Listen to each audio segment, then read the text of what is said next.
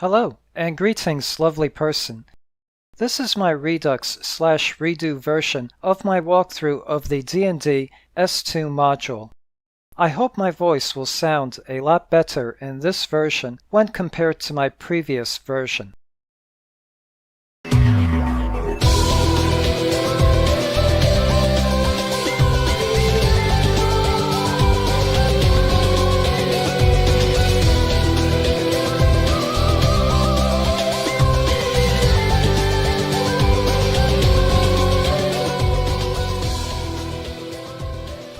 Hello, lovely person.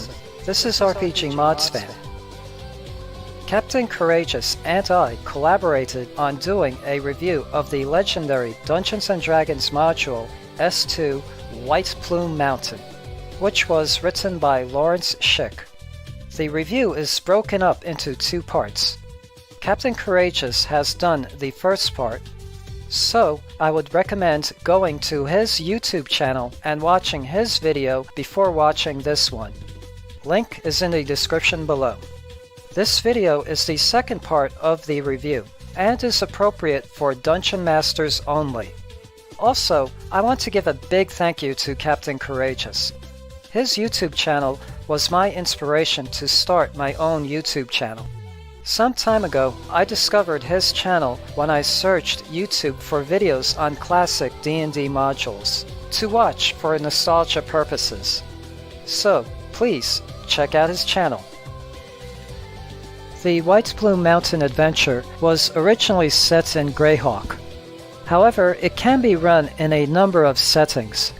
Tales from the Yawning Portal does provide some suggested locations for the adventure. At the time of its original publication, TSR's main campaign setting was Greyhawk. Tales from the Yawning Portal suggests a location that is in the northeastern parts of the Shieldlands, near the Bandit Kingdoms and the Great Rift.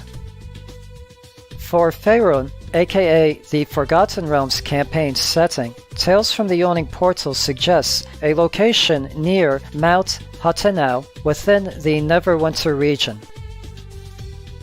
For the Dragonlance campaign setting on the world of Krine, Tales from the Yawning Portal suggests a location near Naraka in the Kalkist Mountains. For the Eberron campaign setting, the Tales from the Yawning Portal suggests locating the adventure on the continent of Zendrik, within the mountain range known as the Fangs of Agarak. Here is my take on Keraptis' note to each of the weapon's former owners. Search thee far or search thee near, you'll find no trace of the three, unless you follow instructions clear. For the weapons abide with me. North past forest, farm and furrow, you must go to the feathered mound. Then down, away from the sun, you'll burrow. Forget life, forget light, forget sound. To rescue wave, you must do battle with the beast in the boiling bubble. Crossed cavern vast, where chain links rattle, lies whelm, past water spouts double. Blackrazor yet remains to be won, underneath inverted ziggurat. That garnered, think not that you're done, for now you'll find you are caught. I care not, former owners brave, what heroes you seek to hire. Though mighty, I'll make each one my slave, or send him to the fire. I am Keraptis, and my thrall, RPGmodsFan, will be giving you a tour of my lovely dungeon. He will be discussing the module itself, and this video will contain major spoilers. Unless you are a dungeon master who will be running this module for their players, or are a player who already played through this module and are watching this video for nostalgia purposes, I would suggest not to watch the rest of this video. You have been warned. I like the way the artist, Jason Thompson, describes the S2 module. He succinctly described it as a theme park dungeon with mud baths, saunas, aquariums, and a kayak ride. The MacGuffins of this module is for the player characters to retrieve 3 sentient weapon artifacts. The 3 weapon artifacts are, well, a dwarven warhammer that basically is a hammer of stunning with the additional power to detect gold, gems, and goblins. Wave, a trident with various water powers and can dehydrate enemies on a nat 20 roll. And Blackrazor, a soul-eating greatsword, grants haste and immunity to charms and fear, but is detrimental to the wielder versus undead. Blackrazor is a black sword that shines like a piece of night sky filled with stars. It is an obvious ripoff of the Stormbringer from Michael Moorcock's Elric of Malnibone stories. Lawrence Schick submitted his S2 module to TSR as a work sample. He says that he would have not put it into the scenario if he ever thought it might be published. Here is a suggestion for the Dungeon Master to use when running the S2 module. Again, this is only a suggestion. Instead of having all 3 owners hire the player characters, only have one of them hire the party. This way you can have 2 other adventuring parties active in this adventure. One can serve as rivals, the other can serve as rescuers when direly needed, and can consist of replacement characters. Supposedly, a wizard named Keraptis stole the 3 artifacts and challenges the owners to come and get them in his abode of Plume Mountain. There is only one problem with that. Keraptis lived more than a millennia ago. Can this be the real Keraptis? Or an imposter? Well, that is up to the Dungeon Master to decide. Personally, I would make Keraptis a very powerful lich. This would explain a lot of potential problems with the module. Being a lich explains how Keraptis is still active during the player character's time.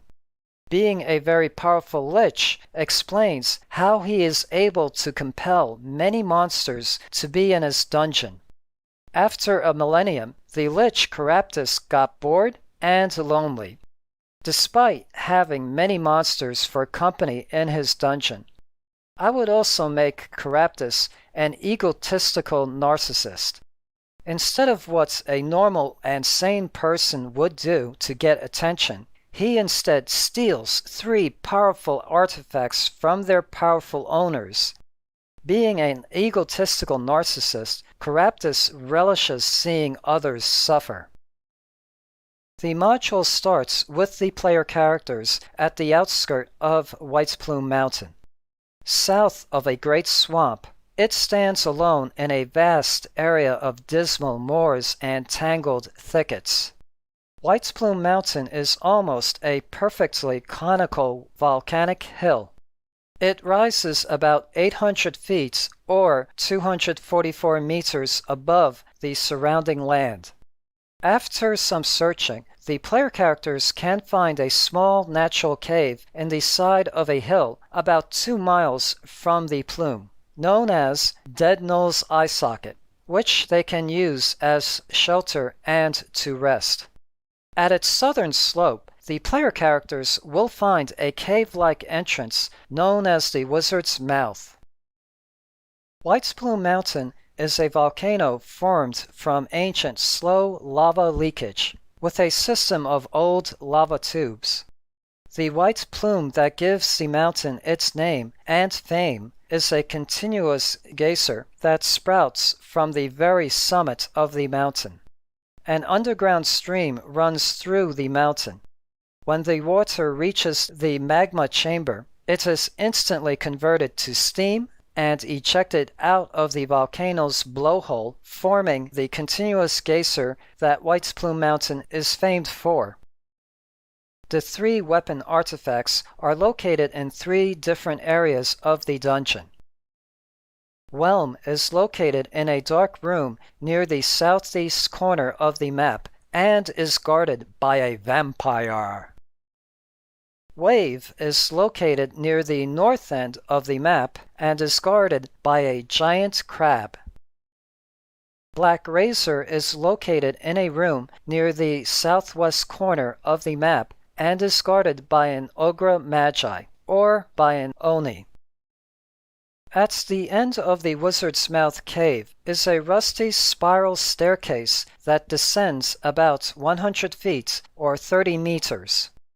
The player characters will feel a continuous low vibration that is noticeable everywhere in the dungeon. This vibration is from the Plume's Geyser. The dungeon of the module is full of monsters, puzzles, and wacky traps, in more or less equal proportions. In other words, it is not a trap-heavy dungeon, nor is it a monster-heavy dungeon. The south-central region of the dungeon is flooded. The murky water with floating patches of green and white scum is a foot or 30 centimeters deep. The water can be drained by opening a valve at the bottom of a 10-foot or 3-meter pool at area number 9. A mangy and bedraggled gynosphinx squats in the middle of a 3-way fork. Passage into the intersection is blocked off by a wall of force. The gynosphinx will ask a riddle to the party. If they answer correctly, she will lower the wall of force. If they answer incorrectly, they will have to resort to bringing down the wall and then fight the gynosphinx. In room number 4, suspended from the ceiling, are 9 silvered glass globes. When the party has entered this room, the door will slam shut. Nothing can open it from either side, except for the key that is in the globe located in the south center of the room. The rest of the globes have false keys. A few have treasure, a few have false treasure, one has 3 shadows, another has an air elemental. Lined up against the north wall of room number 5 are 5 flesh golems. Each has a number on its chest: 5, 7, 9, 11, and 13. Number 5 says, "One of us does not belong with the others. If you pick it out, it will serve you, and the others will allow you passage. If you pick the wrong one, we will kill you. You have 60 seconds. The answer is 9, because 9 is not a prime number. As a funny side note, I reran the S2 module for some friends who already been through it. I kept the map the same, but changed around more than half of the rooms. In this room, I had the illusion of Jerry Ryan's Star Trek Voyager character, 7 of 9, over all 5 golems, and kept everything else the same. My friends know that I love old Star Trek, and that I have a crush on the 7 of 9 character. So, after much... I'm still laughing at this. So, after much debate amongst themselves, they reluctantly answered 7. Then I had number 7 reply, "7 is the incorrect answer. 9 was the correct answer." One of my player characters then blurted out, "See, I told you he doesn't always think with his..." Then the Jerry Ryan look-alike flesh golems attacked the party. Chamber number 7 is a natural large cavern. 50 feet or 15 meters below is a deep pool of boiling mud. There are 2 geysers here. The northernmost geyser will sprout once every 5 rounds. The southernmost geyser will sprout once every 3 rounds. From one end of the cavern to the other is a series of 4-foot or 1.2 meter diameter wooden discs, suspended from the ceiling by massive steel chains. So the challenge here is to get across without being scorched by the steam erupting out of the geysers. Room number 8 is affected by a darkness spell. So when the player characters open the door, they will see utter blackness. The vampire Tenmir layers here. Under his coffin, in a niche in the floor, is the Warhammer Whelm, as well as the vampire's considerable treasure. Room number 10 appears to be a water-covered room. The danger here are 2 kelpies in the 15-foot or 5-meter deep pool within this room. Kelpies make their D&D debut in this module. Area number 11 is a 30-foot or 9-meter long, oily, cylinder-shaped and spinning corridor. Watching through a hole in room number 12 is Burkett, a 4th-level fighter. If he sees intruders get halfway through the spinning cylinder, he will shoot a flaming arrow at it, igniting the oil.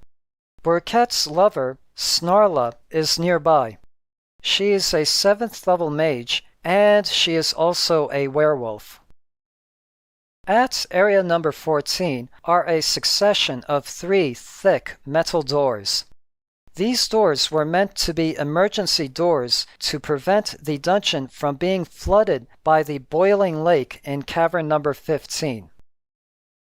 The subterranean boiling lake is more than 100 meters deep, extending down to the red-hot rock below.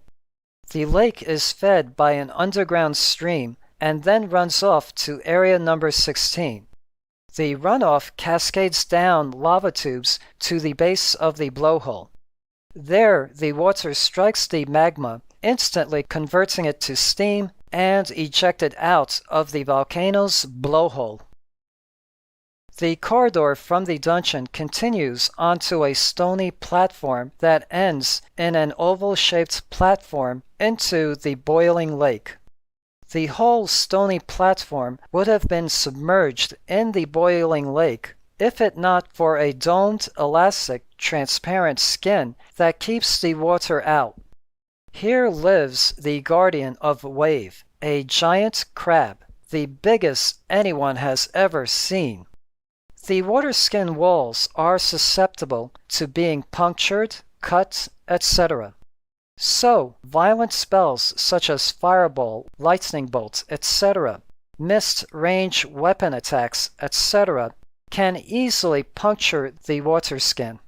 Wave is inside a heavy chest along with other treasure at the north end of the oval platform. A series of undamageable and unremovable copper plates lines the walls of corridor number 19. They set up an induction field that causes metal objects passing through them to become heated to eventually superheated, which will burn through cloth.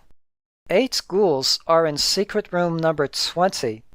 They lie in wait to ambush the party. In addition, the ghouls are wearing amulets that protect them from being turned. Near the ends of this wide and long hall are 2 5-foot or 1.5 meter wide open pits. They are lined with rusty blades at their bottoms. The walls, floors, and ceilings of the open pits and the section of the hall between them is coated with a 100% totally frictionless substance. Even a heartbeat can cause a character to slip. The end of the hall is hidden by an illusionary wall, making the hall seem 10 foot shorter than what it really is. Fly, levitate, jump, dimension door, blink, and teleport spells will not work in this room. In room number 23 Water not only flows through the room, it also floats, flowing out of a hole from the west wall half a meter off the floor, and into the hole on the north wall is a stream suspended in mid-air.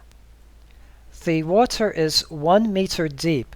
The brisk current then flows to and through room 24. Also in the room are 6 kayaks, but no paddles. In room number 24, 8 fighters under the command of Sir Bluto Sans Pite await here to net and ambush any who come through the floating brisk stream. There are secret doors, which are labeled with the number 25 on the displayed map. These doors can only be opened by a special key that Sir Bluto has. Upon entering chamber number 26, the player characters will look out and down an enormous chamber defined by terraced steps that ring the entire area and descend toward a central enclosure. Basically, the room is an inverted ziggurat. At level with the door is a 10-foot or 3-meter wide walkway. The next tier down is a 3-meter wide and 3-meter deep pool of water enclosed on its sides by glass walls. In this aquarium are 6 giant crayfish. The next level down is a 3-meter wide sand-covered tier with 6 giant scorpions. This terrarium is enclosed by its sides by glass walls. The next tier down is also an aquarium, but has 4 sea lions instead. 3 manticores pace about at the lowest tier. They will fire their spikes from their tails at intruders. The module states that their wings have been clipped, so they are unable to fly. In my game, in order to spice things up, as a DM, I returned the manticore's ability to fly. Yes, I can be a cruel dungeon master. Chamber number 27 has lavish furnishings and decorations. There is a 6-foot or almost 2-meter tall hookah in the corner. Within the room is Kwasnef, a Ogre Magi, which is an Oni in D&D 5e. When the player characters enter, he will already be shape-changed to the form of a halfling. Blackrazor, along with Kwasnef's valuables, will be hidden beneath a divan. Initially, Kwasnef is meant to be a role-playing encounter. Perhaps Kwasnef will invite the player characters for a smoke pointing towards the hookah. What transpires next? Well, that is up to the DM. And so ends the S2 White Plume Mountain module. Or does it? If the player characters should succeed in obtaining 2 or even 3 of the magical weapon artifacts and are finally leaving for good, they will be stopped at area number 2 by the return of the Wall of Force. A voice will speak to them out of the air. Not thinking of leaving, are you? You've been so very entertaining. I just couldn't think of letting you go, especially with those little collector's items of mine. And since you've eliminated all of their guardians, why, you'll simply have to stay to take their places. I'll have to ask you to leave all of your ridiculous weapons behind and let Nyx and Nox escort you to the indoctrination center. I'll be most disappointed if you cause me any trouble and Nyx and Nox have to eliminate you. Don't worry, you'll like it here. The Wall of Force disappears, but coming up the South Passage are 2 Ephoriti named Nyx and Nox. If need be, this encounter can be made tougher by the addition of 1 or 2 more Ephoriti named Box and Cox. If the party is defeated, they will be taken to the bottom of the pool in area number 9, where there is a concealed door that leads to Keraptis' indoctrination center. There they will be brainwashed and will end up as the new guards in the Plume Mountain dungeon.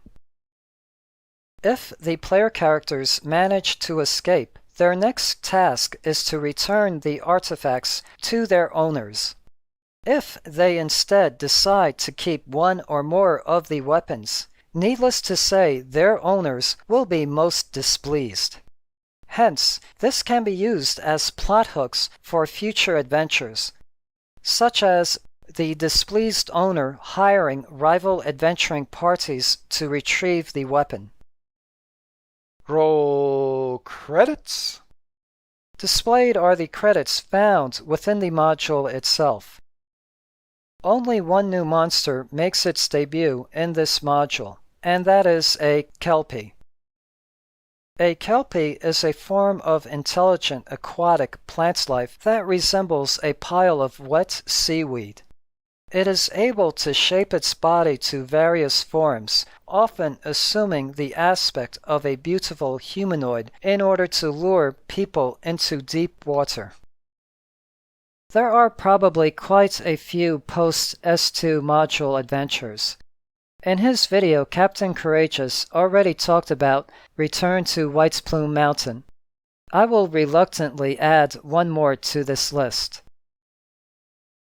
Dungeon Magazine issue number 77 has a post-S2 module adventure called Ex Keraptis Come Amor. And no, I am not making that title up.